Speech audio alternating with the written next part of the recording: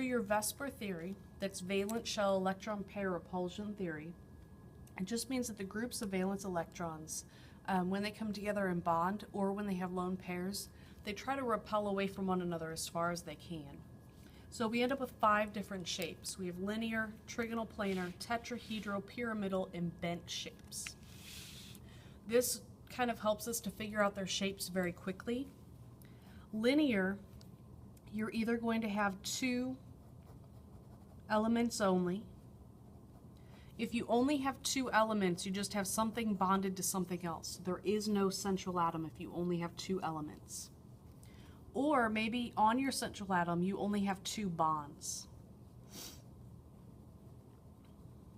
So if you only have 2 bonds on your central atom in order to make it a full octet, you're going to end up with a double bond on either side of your central atom. Now the next category is your trigonal planar. For trigonal planar, I'm actually going to break this one up into 2 different halves, because one type of trigonal planar, you're going to have a double bond and 2 single bonds, giving you 3 tri bonds total and no lone pairs. Lone pairs are just 2 electrons like this that aren't bonded to anything else, but they're necessary to complete out a full octet. Or with another trigonal planar, you're going to have a double bond, a single bond, and a lone pair. Now it doesn't matter what side your double bond or single bond or lone pairs are on. The important thing is you only have 2 bonds and 1 lone pair. For tetrahedral, tetra means 4, so you're going to have 4 bonds around your central atom and no lone pairs. Pyramidal, very similar to your tetrahedral, but on one side you have a lone pair, on 3 other sides you have bonds. And then for bent, on 2 sides, doesn't matter what 2 sides, you have lone pairs, and on 2 sides you have bonds. So 2 bonds, 2 lone pairs. Now something else that we're going to have to know is your electronegativity values. For your electronegativity values, they're going to be given to you. You do not have to memorize them for my class. But your electronegativity values, you're going to look at the bond and you're going to subtract them. When you subtract the bonds that are there, you're going to end up with something that is polar or something that is nonpolar. If you have a nonpolar pairing, your nonpolar bond here means that their electronegativity values are essentially the same. So if your electronegativity values are essentially the same, you're going to have a difference of less than 0.4. If you end up with a difference in polarity, of electronegativity, to make it a polar bond, your difference is 0.4 up to 1.7. So if it's 0.4, it's polar. Under 0.4 is nonpolar. And I'll get to how to use this table here in a little bit once we start to draw them. But the first thing that you're going to have to know is how to find the number of valence electrons that an atom is going to have, or an element actually has. So on the first example that I have here, it's I2. I need to figure out how many valence electrons iodine has.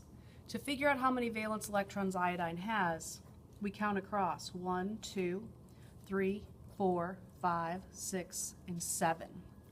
Noble gases don't matter because they're not going to form bonds. So you have 1 valence electron, 2, 3, 4, 5, 6, 7. For your valence electrons, in order to have a complete octet, everything on the periodic table is looking to have 8 valence electrons, except for hydrogen only wants 2. So once hydrogen has a bond, it's done. It's not going to have any lone pairs or anything like that because it can share those 2 electrons and be happy. So with your I2, the first thing that I need to do is figure out how many valence electrons I have in my bank in order to redistribute to give everybody 8 valence electrons. I have 2 iodine. Each iodine has 7 valence electrons. So for my bank of electrons, I have 7 plus 7. That gives me 14 total to deal with. Now I only have 2 atoms here, iodine and iodine. So I'm just going to write them next to one another. There is no central atom. I know they're going to have to bond together, and you always start with a single bond. Double bonds and triple bonds would get pretty rare, so you're going to use just a single bond first. So the first thing that you do is bond it, then you're going to give each one of them lone pairs in order to give everybody a full octet. I've used 2 of my electrons being shared between the 2 of my 14. So if I cover this one up and I just look at the one iodine, currently it has 2 valence electrons. Now it has 4, 6, and 8. So now I've used 8 of my 14 valence electrons. This iodine has a full valence shell. Now this one needs a full valence shell. Currently it has 2, 4, 6, 8 valence electrons. I had 14 electrons to use to give everybody a full valence shell. 2, 4, 6, 8, 10, 12, 14. So that is correct. So now with this one, that is the Lewis dot structure. I need to figure out the shape. I only have 2 elements there. I have iodine, I have iodine. If I only have 2 elements present, that shape is called linear. Now with my linear bond here, I need to figure out, is this bond polar or nonpolar? To figure out if it's polar or nonpolar, I'm going to look up the electronegativity value of iodine on the periodic table. The electronegativity value for iodine on the periodic table is 2.66. And it's just taking a difference of the 2. So 2.66 minus 2.66 gives me an answer of 0. For my electronegativity value, if I'm under 0.4, it's nonpolar. So this bond is a nonpolar bond. They are sharing their electrons here 50-50. Now the next one that I have here is H2S. Need to figure out how many valence electrons I have to deal with first. Each hydrogen brings 1 valence electron. There's 2 hydrogens though. Sulfur has 6. Sulfur's here, it has 6. So 6 plus 1 plus 1, that gives me 8 valence electrons to give everybody a full octet. Hydrogen and the halogen family can never go in the middle or the central, for the center atom. So sulfur is going to go in the middle. On one side I'm going to bond a hydrogen. On another side of my central atom I'm going to bond my other hydrogen. I could have put that top and bottom or here and here. However you want to do that, it doesn't really matter. So with this bond that's there, that made hydrogen happy. It has 2 valence electrons. It has a full octet. Hydrogen doesn't need any more. This hydrogen doesn't need any more as well because it has a bond as well, so that's its 2 valence electrons. However, sulfur only has 4 electrons. It needs 8. So we're going to give it 2 lone pairs. We had 8 valence electrons. We used 2, 4, 6, 8. Everybody's happy with a full octet. Now for the shape on this one, on my central atom, I have 2 bonds and 2 lone pairs. If I have 2 bonds and 2 lone pairs, that one's called bent. Now for electronegativity, sulfur's electronegativity is 2.58. Hydrogen's electronegativity is 2.20. I'm going to subtract those 2. It's always the bigger one and subtract off the smaller one. So we get 0.38. We're under 0.4, so this one is nonpolar.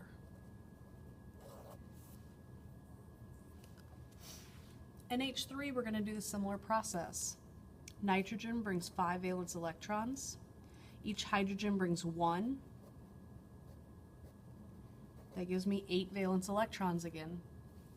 Hydrogen can never go in the middle, so nitrogen is going to go in the center atom. On 3 different sides, I'm going to put a hydrogen. These hydrogens are happy with a full valence shell because it has 2 electrons that each one are sharing.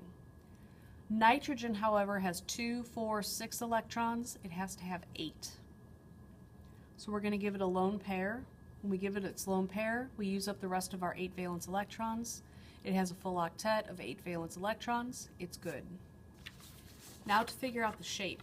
On the central atom, I have 1, 2, 3 bonds and 1 lone pair. If I have 3 bonds and 1 lone pair, that's called pyramidal.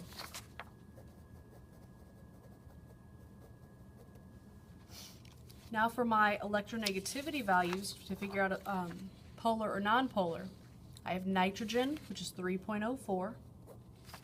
I have hydrogen, which is 2.20. I'm going to subtract those two.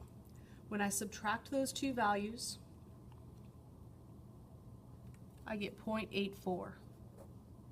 0.84 is in this 0.4 to 1.7 range, so this is going to make that one polar. All right, got a few more. The next one, CH2I2. Now with this one, to figure out the number of valence electrons, carbon has 4. Hydrogen, each one has 1. There's 2 iodines, each one has 7. So 14 plus 2, that's 16, plus 4, that's going to give me 20 valence electrons to give everybody a full octet. Hydrogen family and halogen family can never be the central atom. Carbon usually is if you have it.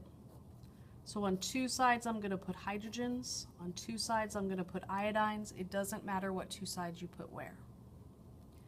When I bond each side like this, carbon has a full octet, 2, 4, 6, 8 valence electrons. Hydrogen has a full octet, hydrogen has a full octet because it only has a 2. This iodine though only has 2 valence electrons that it's sharing with carbon. So we need to complete out the full octet with 6 more. We're going to do the same thing here. So I've used 2, 4, 6, 8, 10, 12, 14, 16, 18, 20. So I've used everything in my bank. Everybody has a full octet. So that is the Lewis dot structure for the CH2I2. I need to figure out the shape. On my central atom, I have 1, 2, 3, 4 bonds. If I have 4 bonds and no lone pairs, that one is called tetrahedral.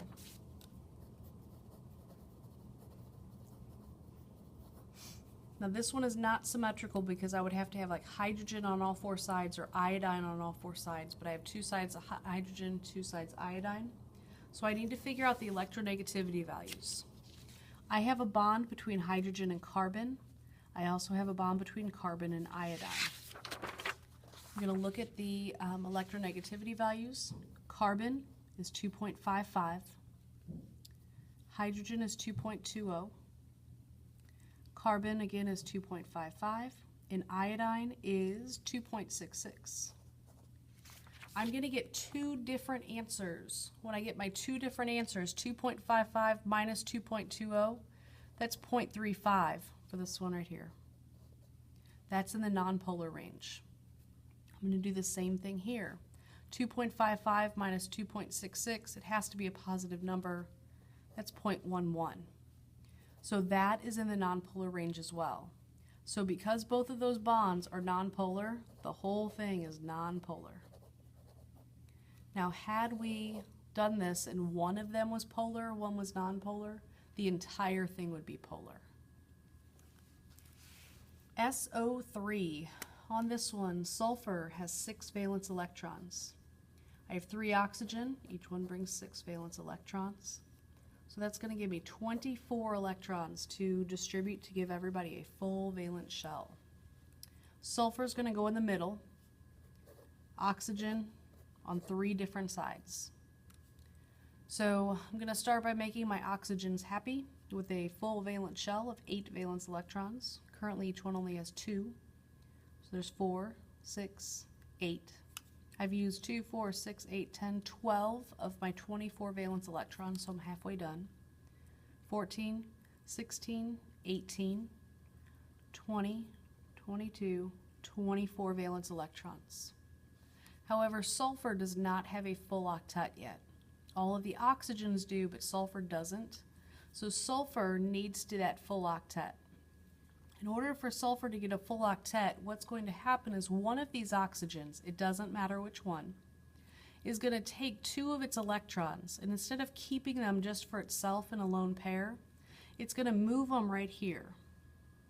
And when it shares those 2 electrons, then it's going to give sulfur now a full octet, 2, 4, 6, 8, and then each oxygen has 2, 4, 6, 8 all the way around.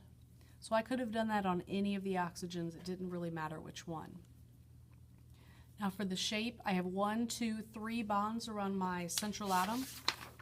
If I have 3 bonds and no lone pairs on my central atom, this one is called trigonal planar.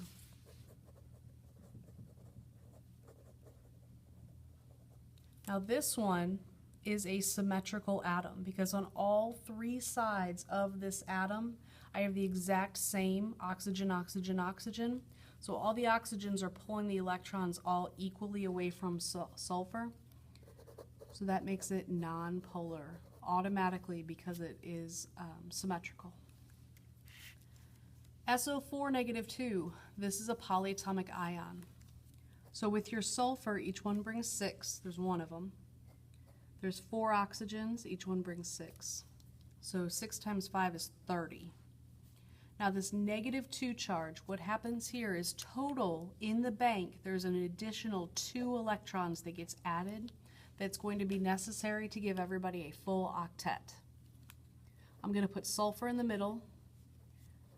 On 4 different sides I'm going to put oxygens. Sulfur currently has a full octet, so I don't need to give it any more. I'm going to use the rest of my 32 electrons in order to give all of my oxygens lone pairs to give it a full octet. So with my sulfate that's here, I use 2, 4, 6, 8, 10, 12, 14, 16, 18, 20, 22, 24, 26, 28, 32, which is how many I had in my bank. So this one, I have 4 bonds around my central atom. It's tetrahedral. I have the exact same element all the way around my central atom. With having the exact same thing all the way around my central atom, it's symmetrical, so it's automatically nonpolar.